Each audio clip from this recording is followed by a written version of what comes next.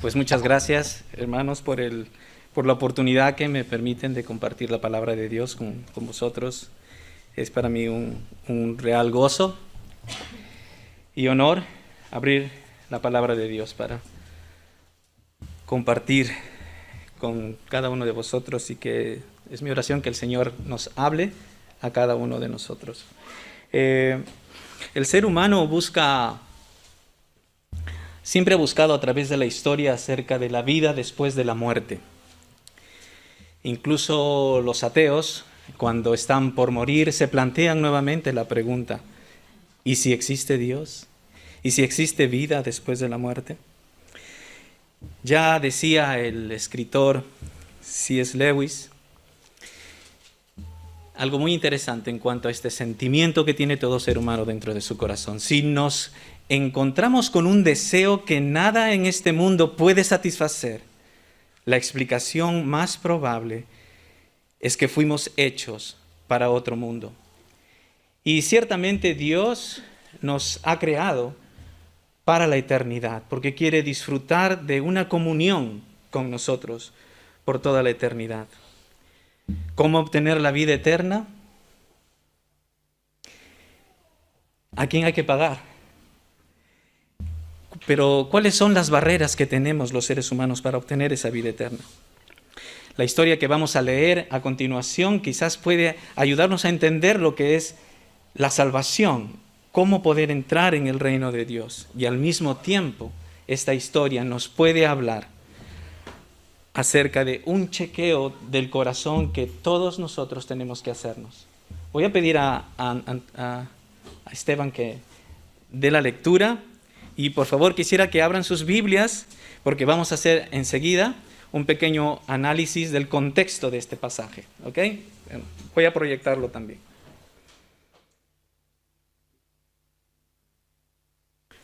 La lectura está en Lucas capítulo 18, versículo del 18 al 30. ¿Okay? Evangelio de Lucas 18. ¿Okay? Un hombre principal le preguntó diciendo: Maestro bueno, ¿qué haré para heredar la vida eterna? Jesús le dijo: ¿por qué me llamas bueno? Ninguno hay bueno, sino solo Dios.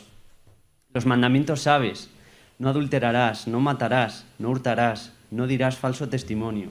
Honra a tu padre y a tu madre. Él dijo: todo esto lo he guardado desde mi juventud. Jesús, oyendo esto, le dijo: aún te falta una cosa. Vende todo lo que tienes y dalo a los pobres, y tendrás tesoro en el cielo. Y ven, sígueme. Entonces él, oyendo esto, se puso muy triste, porque era muy rico. Al ver Jesús que se había entristecido mucho, dijo: cuán difícilmente entrarán en el reino de Dios los que tienen riquezas. Porque es más fácil pasar un camello por el ojo de una aguja que entrar un rico en el reino de Dios. Y los que oyeron esto dijeron: ¿quién pues podrá ser salvo? Él les dijo: lo que es imposible para los hombres es posible para Dios. Entonces Pedro dijo: he aquí, nosotros hemos dejado nuestras posesiones y te hemos seguido. Y él les dijo: de cierto os digo que no hay nadie que haya dejado casa, o padres, o hermanos, o mujer, o hijos, por el reino de Dios, que no haya de recibir mucho más en este tiempo, y en el siglo venidero la vida eterna. Gracias, Esteban. Espero que puedan ver ahí, logren ver las letras y el tamaño está correcto. Voy a leerlo para los que no lo pueden ver desde atrás. Pero básicamente es importante notar que Lucas escribe su evangelio, y en esta sección, en estos dos capítulos, el capítulo 17 y 18, nos va a hablar acerca del reino de Dios. ¿Okay? En el capítulo 17 nos va a hablar acerca de la venida del reino de Dios. Cómo viene, está presente y está también al mismo tiempo está por venir el reino de Dios. En el capítulo 18, a partir del versículo 9, Lucas formula 3 historias que hablan acerca de las condiciones para entrar en el reino de Dios. Él nos habla. ¿Qué hay que hacer para hacer el reino de Dios? Primero empieza con la parábola del fariseo y el publicano, ¿sí? ¿Recordáis esta parábola? Habla de un fariseo que públicamente ora y trata de demostrar cuán bueno es y menosprecia a los pecadores. Después, Jesús exhorta a sus discípulos porque estaban impidiendo a los niños acercarse a Él. Y dice el Señor, si una persona no se acerca a mí como un niño, no podrá entrar en el reino de Dios. ¿Se dan cuenta? Es otra condición. Y la historia que vamos a ver en esta mañana trata del joven rico, el cual su historia nos desafía a hacer un examen de nuestro corazón para ver qué hay dentro del corazón. No lo que aparentamos hacia afuera, sino lo que hay dentro de nuestro corazón. Y nos desafía a renunciar a dioses falsos y a una falsa religiosidad. Lucas, después de esta historia, nos va a hablar acerca de cómo Jesús es el primero en dar su vida por amor a todo el mundo. Pero después nos cuenta dos historias. En el capítulo 19 nos va a contar dos historias que ilustran quiénes son los que entran en el reino de Dios. Primero nos va a hablar del ciego de Jericó que le dice a Jesús cuando lo ve pasar, o escucha pasar, perdón, Jesús, hijo de David, ten misericordia de mí. Y el Señor le sana y lo salva, ¿no? Y después viene, notan que el primero, el ciego, es pobre, ¿no? O sea que los pobres pueden entrar en el reino de Dios. Pero no solamente los pobres, sino también un publicano que es rico, pero ladrón, ha extorsionado y etcétera, etcétera. Pero aún así ha reconocido su pecado y ha invitado a Jesús a venir a su vida. Jesucristo termina la historia de Zaqueo. Hoy ha venido la salvación a esta casa.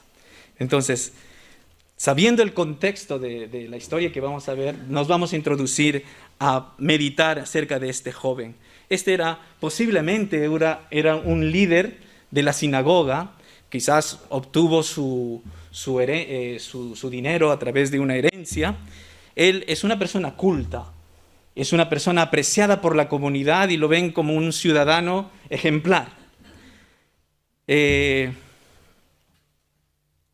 muy posible que haya sido también un líder de la sinagoga judía. Se acerca a Jesús después de haber escuchado la historia anterior. ¿Se acuerdan que Jesús les dice, ninguno que no se acerca como niño no puede entrar en el reino de los cielos?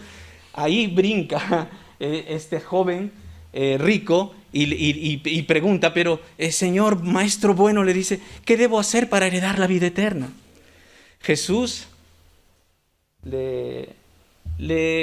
como que le estaba halagando de una manera excesiva al llamarle maestro bueno. Le dice, ¿por qué me llamas bueno si no solamente Dios es bueno? Y cuando Jesucristo está diciendo que solamente Dios es bueno, está erradicando cualquier intento del ser humano que quiera entrar al reino de Dios por sus propias obras, por ser bueno, ya que solamente Dios es bueno. Jesús, cuando dice solamente Dios es bueno, no está hablando de que Él es pecador. Está simplemente está llevando la mente y el corazón de este joven a centrarse no en la bondad de los hombres, sino en la bondad de Dios. Jesús va a hacer un chequeo con este joven. Y un chequeo quizás también a nosotros en esta mañana. Comienza y habla acerca de los mandamientos. Los mandamientos, ¿sabes? No adulterarás, no matarás, no hurtarás, no dirás falso testimonio, honra a tu padre y a tu madre. Wow, si nos hubieran dicho esas cosas, le hubiéramos dicho al Señor, Señor, lo siento, no he cumplido ni una de estas. O las he cumplido a media, pero perdóname, Señor. Sin embargo, este joven va a decir, todo esto lo he cumplido desde mi juventud. Esto no es ningún problema para mí. ¿Realmente? Y aquí viene el chequeo. ¿Has notado de que los versículos, los mandamientos que el Señor menciona al rico joven son del 5º al 9º? Esos son los mandamientos que menciona. Y todos están centrados en la gente. No en su relación con Dios, primeramente. Está con la gente. Y es porque el joven aparentemente está diciendo, yo quiero tener la vida eterna. Está centrado todo en sí. ¿Qué debo hacer para obtener yo la vida eterna? El Señor parece que ha notado de que este joven rico es un poco centrado en sí mismo. Está todo centrado en sí mismo. Y realmente los seres humanos tenemos todos puntos ciegos que no nos permiten ver como Dios nos ve, ¿no? A veces pensamos que hacemos las cosas bien cuando en realidad no lo hacemos bien. Podemos hacer actos religiosos de asistir a la iglesia, dar nuestras ofrendas, cantar en el coro, yo qué sé. Pero cuando nuestras obras externas no están tocando el corazón, esa actitud es muy peligrosa. Ya el pueblo de Israel había caído en un juego vicioso. Como sabían de que haciendo sacrificios podían Dios perdonar sus pecados, pues simplemente ponían un poquito de euros comprándose sus sacrificios y quedaban bien delante de Dios, lo externo. Y el Señor les va a decir muy fuerte, estoy hastiado de vuestros holocaustos y sacrificios, estoy harto. Y es que Dios no quiere tanto las cosas externas, sino están enganchadas con nuestro corazón. Y eso es muy importante que notemos. Lucas ha demostrado a través de todo su evangelio que la autojustificación no tiene lugar en el reino de Dios. Y aquí viene el otro examen al corazón de este joven. Parece que él ha pasado los mandamientos, los ha pasado muy bien. Pero les dice algo, una cosa te falta. Vende todo lo que tienes vende todo lo que tienes y dáselo a los pobres. Y ven, sígueme. Wow. Eso es realmente tremendo. Un mandamiento realmente extremo, muy, muy exigente, ¿verdad? Pero el Evangelio de Marcos, que también cuenta esta historia, añade una frase muy bonita. Dice, Jesús, viéndole, le amó. Y es que Jesucristo cuando nos pide, nos exige cosas, no es para destruirnos. Los mandamientos de Dios no son una camisa de fuerza para hacernos infelices en esta tierra. Nos da mandamientos exigentes porque es la única manera de que podamos entender nuestra necesidad de Él.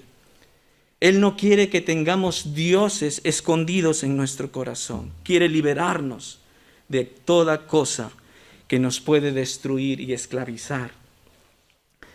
El Señor le quiere poner una inyección muy fuerte a este joven rico. ¿Alguna vez has sentido esa inyección del Señor en tu vida? ¿Te has preguntado por qué un mandamiento tan radical? Quiero sugerir dos cosas. La primera es que el Señor Jesucristo quiere que renuncie a dioses falsos. ¿Dioses falsos? Pues sí, Jesucristo ha enseñado de que ninguno de nosotros podemos servir a dos señores, ni en las riquezas ni a Dios, porque amaremos a uno y odiaremos al otro. Tenemos que elegir entre Dios o Mamón, el Dios. Y es porque ese Dios que la Biblia llama avaricia es idolatría para Dios. el poner a Dios por encima. El poner cualquier cosa por encima de Dios es idolatría. Y este joven tenía las riquezas, sus posesiones, ocupando el lugar de Dios. Era lo único que le traía satisfacción y seguridad.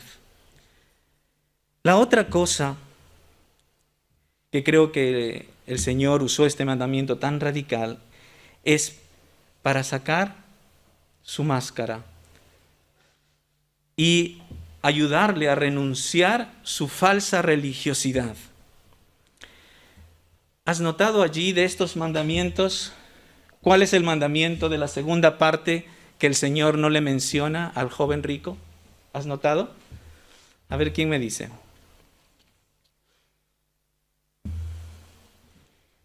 ¿Cuál de los mandamientos no ha mencionado el Señor? Se lo ha guardado, pareciera el Señor, el último mandamiento. Y sí, ciertamente, no codiciarás. No codiciarás. Le ha dicho los primeros y él ha dicho, eso todo lo he logrado. Pero lo vende todo. Y en realidad, lo que el Señor quería mostrar a este joven era que él había fallado, no solo en el primer mandamiento de no tener dioses ajenos delante de mí, sino también el último mandamiento, no codiciarás, porque él había puesto sus riquezas por encima de Dios. El joven es realmente desenmascarado. Su problema no es tanto el comportamiento externo delante de la comunidad, de la sociedad. Su problema era su corazón. Y Dios, queridos hermanos, no quiere nuestro dinero. Quiere eso y más. Quiere todo de nosotros. No tanto lo que hacemos, sino lo que somos. Él es Dios y merece todo de nosotros.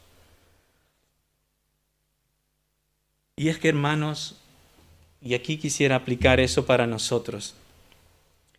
Existe un pecado que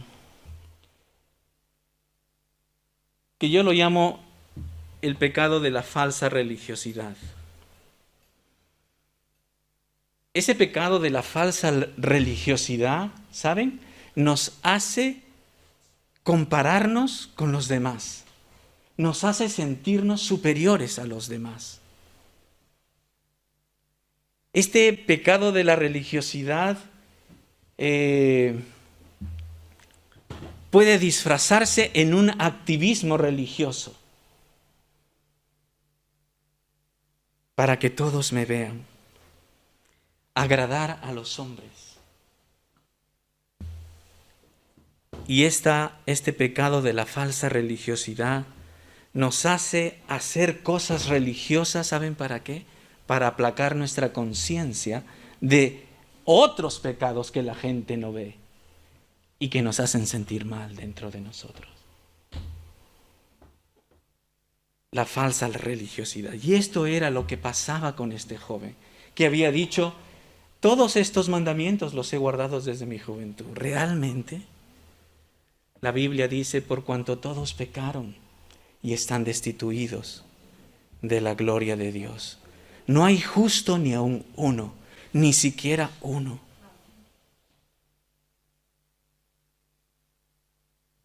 El joven se puso muy triste. Lamentablemente, el ponernos tristes no nos salva. Él entendió el pedido del Señor y sin embargo decidió rechazar el ofrecimiento del rey. Acuérdense que estamos en estos dos capítulos que tratan acerca del reino de Dios y Jesucristo es el rey.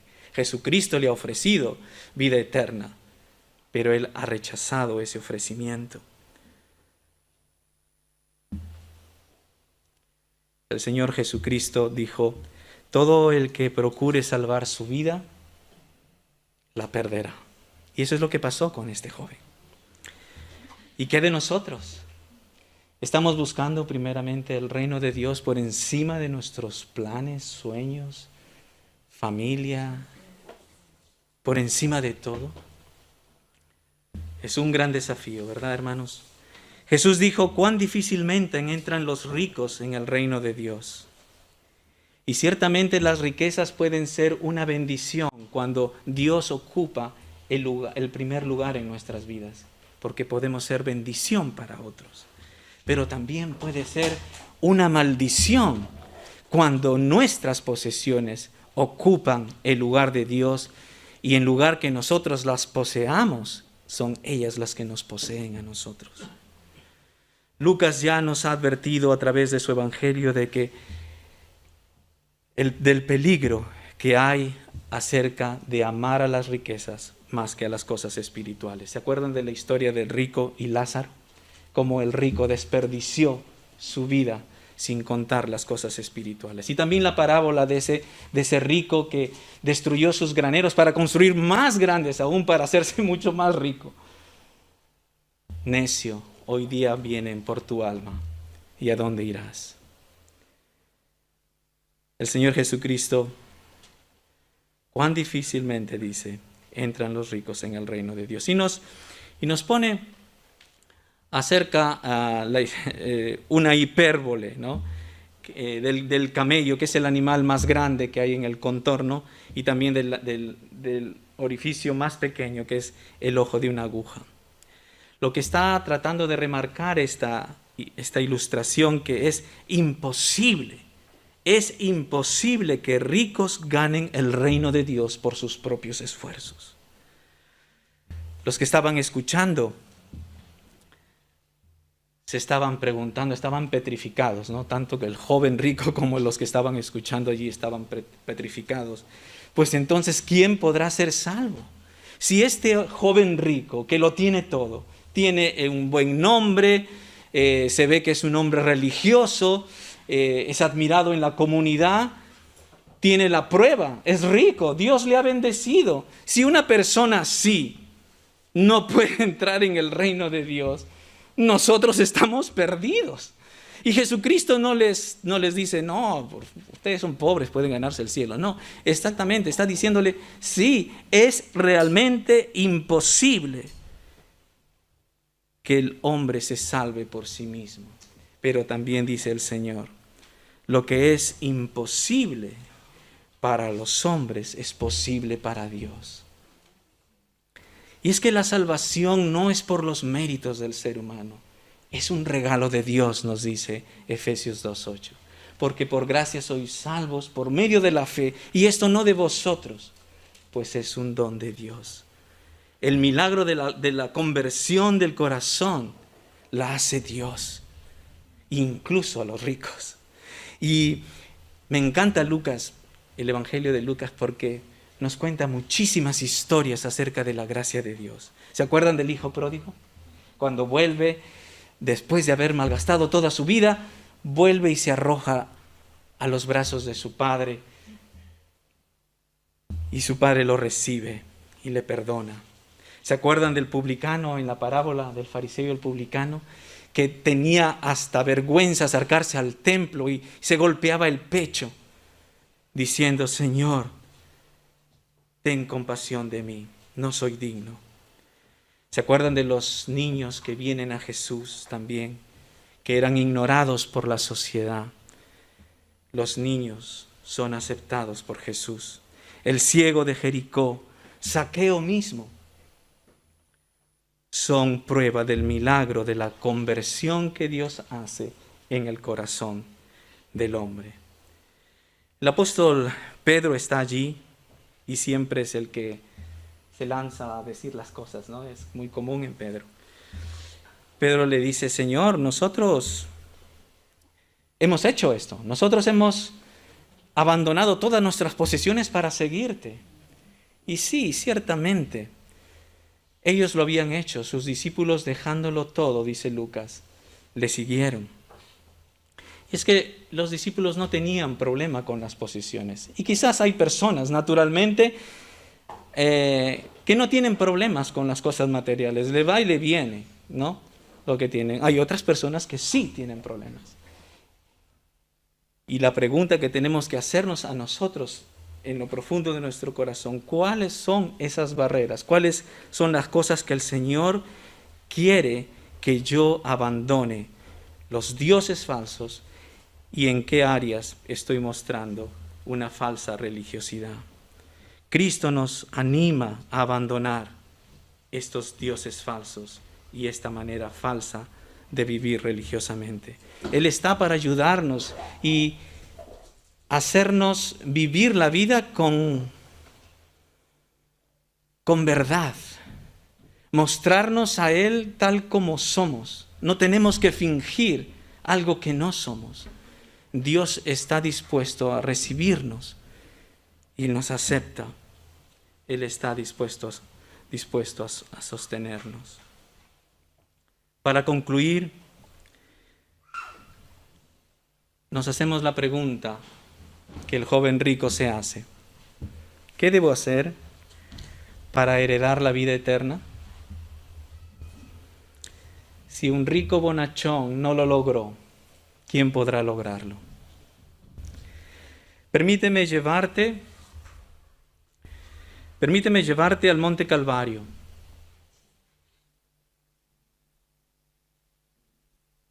En el Monte Calvario hay un hombre pecador que está muriendo al lado de la cruz de Jesús. Él no tiene el respeto de su comunidad. Él tiene todo el desprecio. Está allí porque lo merece. Sin embargo, este hombre pecador allí pendiente en la cruz está escuchando que los enemigos de Jesús le injurian y le dice: a otro salvó, ¿por qué no se salva a él mismo? Pareciera que está escuchando el evangelio de los labios ajenos. Quizás ha puesto su mirada en el letrero que está en la cruz del Calvario, donde dice: Jesús de Nazaret, Rey de los judíos. Y al comienzo había empezado él a injuriar también a Jesús con el otro ladrón o pecador al otro lado de la cruz. Pero algo cambió. Al escuchar y al leer y al ver todo lo que Jesús oraba, quizás susurrando: Padre, perdónales porque no saben lo que hacen. Algo pasó en su corazón. Y creyó. Y creyó en el Rey. ¿Y saben por qué les digo que creyó en el Rey? Porque ¿qué le dice ese hombre a Jesús? Acuérdate de mí cuando vengas en tu reino. Creyó que Jesús no se iba a quedar allí en la cruz ni en la tumba, sino que iba a volver como Rey. Acuérdate de mí cuando vengas en tu reino. ¿Qué le dijo Jesús? Hoy estarás conmigo en el paraíso. ¿Qué debo hacer para heredar la vida eterna?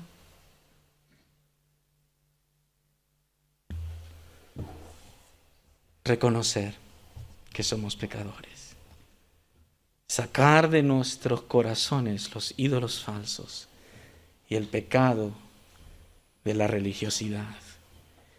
Y permitirle a Jesús venir a nuestra vida para ser el Rey. ¿Con quién te identificas en esta mañana? ¿Con el joven rico o con este pobre pecador? Que el Señor bendiga su palabra.